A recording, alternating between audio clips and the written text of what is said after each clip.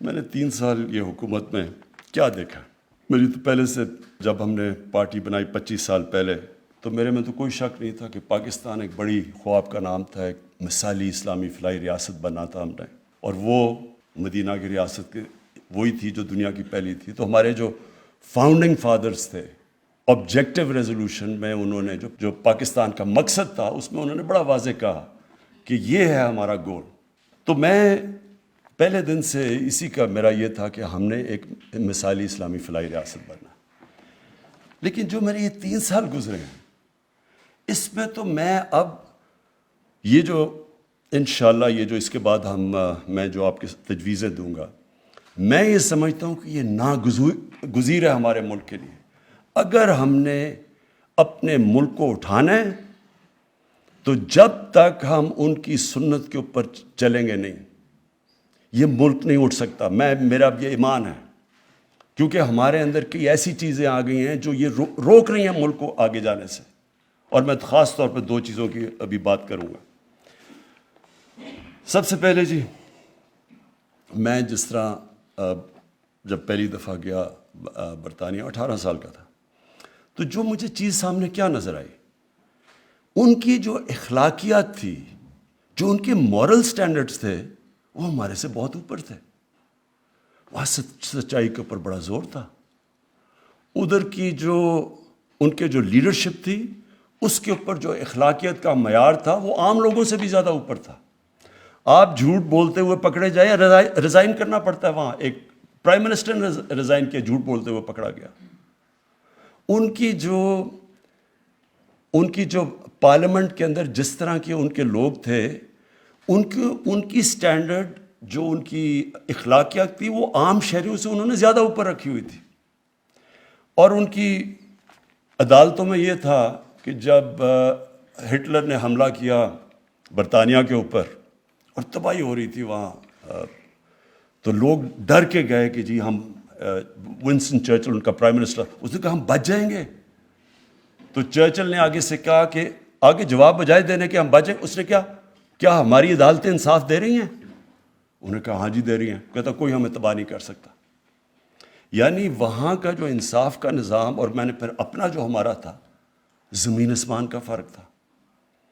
ادھر کبھی آپ الیکشن کے اندر، آپ کا الیکشن ہوتا ہے، کبھی میں نے نہیں سنا کہ فراڈ ہوا جی، وہ ہارا، وہ کہے جی الیکشن کے اندر دھاندلی ہوئی۔ وہاں بھی الیکشن ہوتے ہیں، وہاں جو جیتا ہے۔ تو جو ان کی مورل سٹینڈرڈز تھیں وہ ہمارے سے بہت اوپر تھی۔ ان کا جو انسانیت کا نظام تھا وہ ویلفیئر سٹیٹ تھی، فلاحی ریاست تھی، ہماری نہیں تھی۔ انصاف بھی بہتر، انسانیت بھی زیادہ۔ تو جب ایک مسلمان بہت بڑا ایک عالم تھا محمد عبدو، کوئی 100 سال پہلے جب وہ پہلی دفعہ گیا یورپ، تو اس نے یہی کہا، اس نے کہا کہ یہاں مجھے یورپ میں مسلمان تو نہیں نظر آئے لیکن بڑا اسلام نظر آیا۔ اور مصر جب واپس گیا کہتا ہے یہاں مسلمان تو بہت ہے، اسلام نہیں ہے۔ میں نے بھی یہی دیکھا کہ وہاں کا جو چیزیں ہمیں کہا جاتا تھا، جو ہمیں بتائی جاتی تھیں، وہ تو بالکل وہاں پاکستان میں نہیں، ہمیں وہاں نظر آئی ہیں۔ تو ایک جو مورل، ایک کوئی بھی معاشرہ یہ ذہن میں ڈال لیں، جس کے اندر اخلاقیات جس کی گر جائے وہ معاشرہ اوپر نہیں اٹھ سکتا۔ آپ جو مرضی کر لیں، دنیا کی تاریخ اٹھا لیں، یہ جو ہوتی ہے رائز اینڈ فال، یہ دنیا کے جو بڑے بڑے امپائر، ان کا عروج ہوتا ہے پھر وہ نیچے گرتے ہیں۔ آپ ان کی تجزیہ کر لیں کہ جب وہ نیچے گرتے ہیں پہلے ان کی اخلاقیات ختم ہوتی ہے اور پھر ان کی معاشی طور پہ تباہی آتی ہے۔ دیکھیں، جس معاشرے کے اندر جب تک لوگوں کو، اب کرپشن ہے، کرپشن کا مطلب کیا ہے؟ عوام کا پیسہ چوری کرنا، اقتدار میں آ کے پیسہ چوری کرنا۔ جب تک معاشرے کو اس چیز کے اوپر ایک غصہ نہیں آئے گا، جب معاشرہ ہی نہیں اس کے اوپر آبجیکٹ کرے گا تو یہ رکے گا کیسے؟ انگلینڈ کے اندر اگر کسی کے اوپر ایک دفعہ الزام لگ جائے کہ اس نے پبلک کا پیسہ چوری کیا، کسی پبلک فورم کے اندر وہ آ کے دکھا دے، کہیں پارلیمنٹ میں جا کے تقریر کر کے دکھا دے، جب تک وہ اپنے آپ کو کلیئر نہیں کرتا ہمارا ایک چلا گیا تھا سیاستدار وہ ہارٹ ٹاک کے اوپر، اور اس نے جو اس کے ساتھ کیا ہے وہ اس لیے کیا کہ وہ وہاں وہ ٹالریٹ نہیں کرتے، ان کا وہ ایک معاشرہ کرپشن کو فائٹ کرتا ہے۔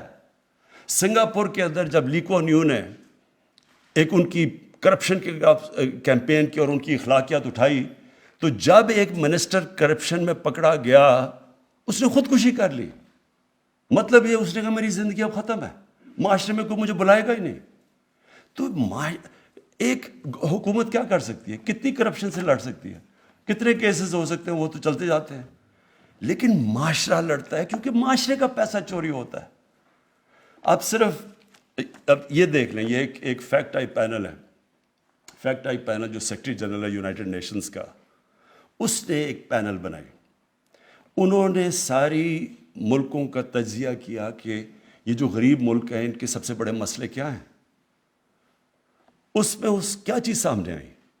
اس نے دیکھا کہ جتنے بھی غریب ملک ہیں ان کی اصل وجہ غربت کی یہ ہے کہ ان کے جو صاحب اقتدار ہیں وہ ملک کا پیسہ چوری کر کر کے باہر لے کے جا رہے ہیں، مغربی کیپٹلز میں لے کے جا رہے ہیں، آف شور اکاؤنٹس میں لے کے جا رہے ہیں، وہ بھی لنڈن میں بڑے بڑے انہوں نے گھر لیے ہوئے ہیں، ملک کا پیسہ چوری کر کے باہر لے کے جا رہے ہیں۔